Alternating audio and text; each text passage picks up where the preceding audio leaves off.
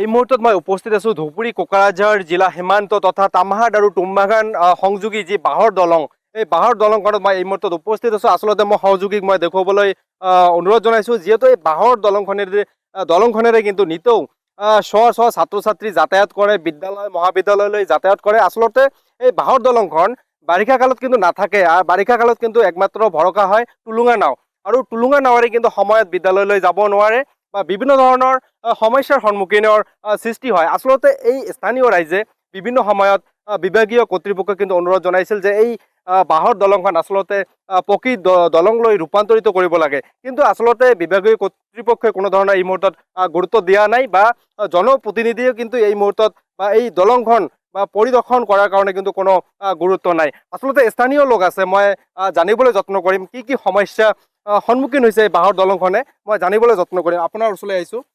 এই বাঁহৰ দলংখন দীৰ্ঘদিনীয়া সমস্যা, কি ক'ব? হয়, আমি বিভিন্ন সময়ত বিগত দিনত আপোনালোকৰ চেনেলৰ জৰিয়তে আমি বিভাগীয় কৰ্তৃপক্ষৰ ওচৰত আহ্বান জনাইছোঁ, অনুৰোধ জনাইছিলোঁ যে আমাৰ এই তামাহাট আৰু টুমবাগান সংযোগী যি বাঁহৰ দলংখন অতি সোনকালে আমাৰ এইখিনি দলং পকা কৰি দিব লাগে। কাৰণ আমি 20ৰ পৰা 25টা গাঁও এই বাটেদি যাতায়াত কৰিব লাগে। ছাত্ৰ ছাত্ৰীয়ে আমাৰ তামাহাট হাইস্কুলে হওক, হাতীদুৰা মহাবিদ্যালয়, উচ্চতৰ মহাবিদ্যালয়ে হওক, বহুত ছাত্ৰ ছাত্ৰী এই বাটেদি এই দলঙৰ ওপৰেদি যাতায়াত কৰে।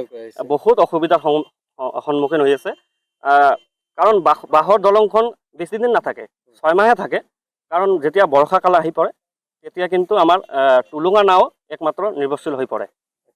আৰু কি আহ্বান জনাব চৰকাৰক? মই আহ্বান জনাম, বিগত দিনত ডক্টৰ হিমন্ত বিশ্ব শৰ্মা ডাঙৰীয়াই 5 বছৰ যেতিয়া মুখ্যমন্ত্ৰী আছিল তেতিয়া বহুত ভাল ভাল কাম কৰিছে। আমি নিথৌ আনন্দিত হৈছোঁ। এইবুলি আশা কৰিছোঁ যোৱাবাৰতকৈ 2 গুণ বা 3 গুণ কাম বেছি হ'ব।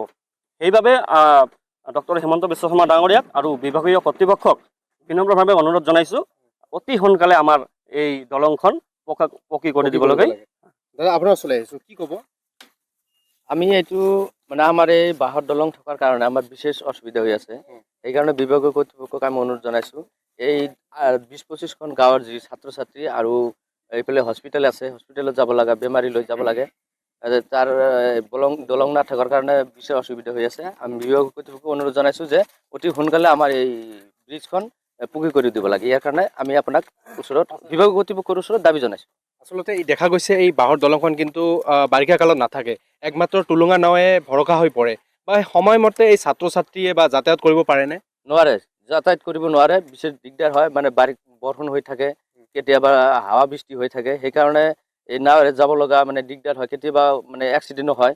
সেইকাৰণে খুব বিশেষ পূৰ্বেতো দুৰ্ঘটনা সংঘটিত হৈছিল পূৰ্বে এনেকুৱা দুৰ্ঘটনা হৈছিল। সেইকাৰণে আমি বিভাগীয় কৰ্তৃপক্ষক জনাইছোঁ, আগতো জনাইছোঁ, এতিয়া জনাইছোঁ, আপোনাৰ ওচৰত দাবী জনাইছোঁ যে এইটো অতি সোনকালে এই ব্ৰিজখন পকী কৰি দিব লাগে। আপোনাৰ ওচৰলৈ আহিছোঁ, কি ক'ব? আমি তো বহুত দিনের পর শুনি আছি, তখন তো আমার বয়স 10 বছর আছিল, তখন থেকে শুনি পাইছি এই দলংখান হব, আজি পর্যন্ত হওয়া নাই।